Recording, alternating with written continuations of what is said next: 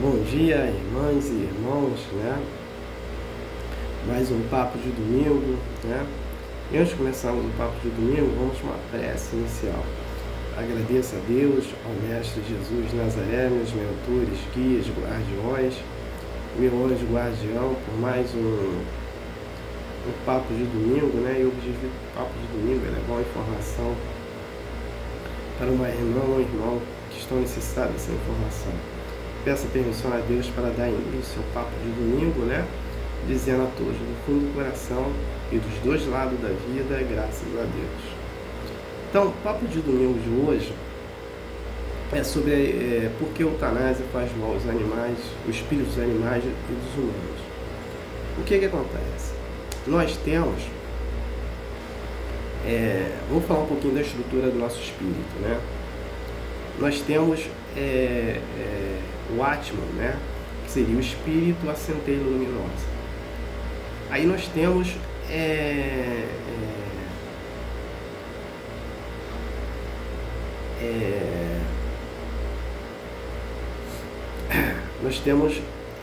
o mental superior e o mental inferior, né?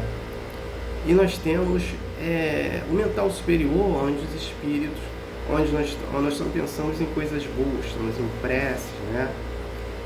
E o mental inferior é o momento que a gente pensamos em bobagem, só comer, fazer sexo, né? E nós temos o cordão de prata. Esse cordão de ouro, quer dizer, o cordão de ouro, ele liga o espírito ao perispírito. E nós temos o perispírito. O perispírito é o que está gravado tudo que nós fazemos de todas as encarnações, né? E é ele que faz a modulação do nosso corpo físico, né? Porque quando o espírito já teve escolha dos seus pais, esse espírito vai para aquele local onde os pais estão fazendo sexo, para quando há uma união entre o óvulo e o espírito está nascendo no ventre da mãe. E aí vai ocorrer essa união, vai ocorrer milhões de explosões de informações da mãe e do pai. E aí o perispírito ele vai pegando todas as informações e vai modelando o corpo do espírito. Até chegar uns 2, 3, 4, 5, 6, 7 anos, que a encarnação dele está definida. Então, vai modelando, né, esse corpo dele. Por isso que tem pessoas, filhos, que parecem com um tio avô, que parece com um tio paterno, um tio avô, uma prima paterno, primo, alguma coisa, por causa dessas informações. E aí nós temos o cordão de prata. Esse cordão de prata, ele liga o perispírito ao espírito. Então, quando há o desligamento, o rompimento desse cordão, o espírito passa para o mundo espiritual. E nós temos o duplo etérico. O duplo etérico, ele faz a ligação do perispírito com o corpo físico. Então, um exemplo, né? Tudo que nós passamos de prova, de expiação, é colocado do perispírito para o nosso corpo físico. Então, vou pegar um exemplo. Uma pessoa que ela foi muito ruim numa encarnação, ela esfolou muita gente, né? Ou ela tomou veneno, ou ela fez uma opção de coisas erradas, que está gravado. E como que esses erros vai se transformar em doença? O fluido enfermiço, né, que aquela pessoa tem, ela vai passar do perispírito ao duplo etérico. O duplo etérico vai botar isso no nosso corpo físico. Então, uma pessoa que tem câncer, por exemplo, pelos erros que ela fez de encarnação por gravado, né, ela vai passar essa doença, essa enfermidade. Aí, quando passar o tempo, acaba é como se fosse um conta-gota, até o tempo que ela necessita para ter aquilo. Ou ela vai terminar aqui nessa encarnação, ou vai morrer com ela.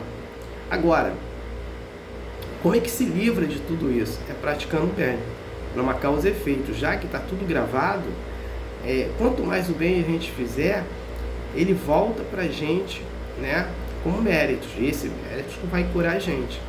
Então, por isso que uma pessoa que tem um câncer, e a medicina materialista fala que ela não tem mais cura, e ela acaba se curando de tanto bem que ela fez, né, e obteve muitos méritos. E esses méritos deu a cura dela. Então, o duplo etérico, ele faz essa ligação, né? E aí tem um detalhe. Quando o corpo, quando o espírito, ele faz a desassimilação da matéria, onde o cordão dele de prata é desligado, rompido, o duplo etérico, ele dura 48 horas.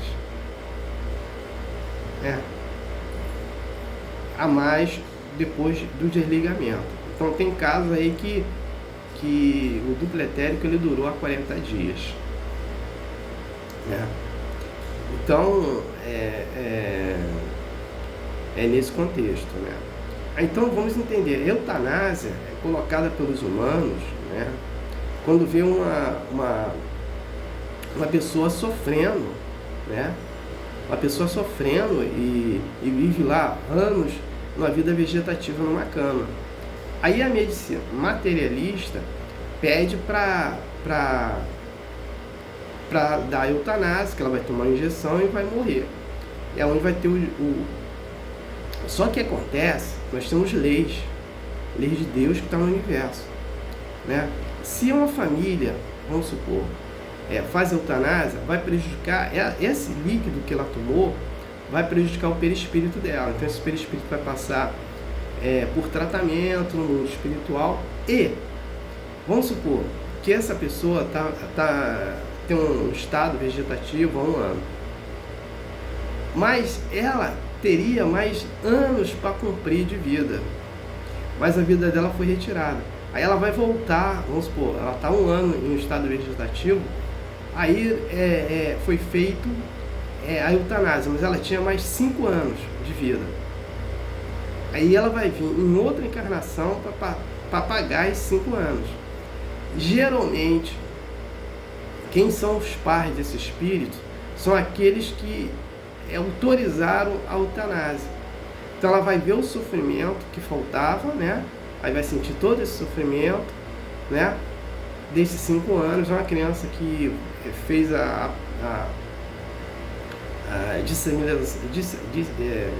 disseminação da matéria, né, em pouco tempo, né? Aí os pais não sabem por que aquela criança faleceu assim, ou às vezes dentro do ventre da mãe ela morre, entendeu?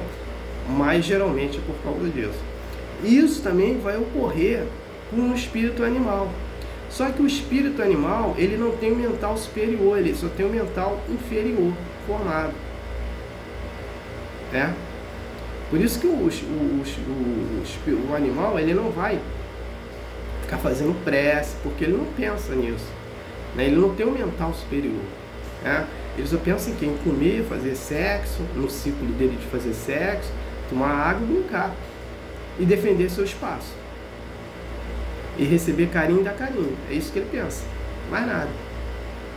Então é nesse contexto que a eutanásia vai fazer mal a esse espírito animal. Então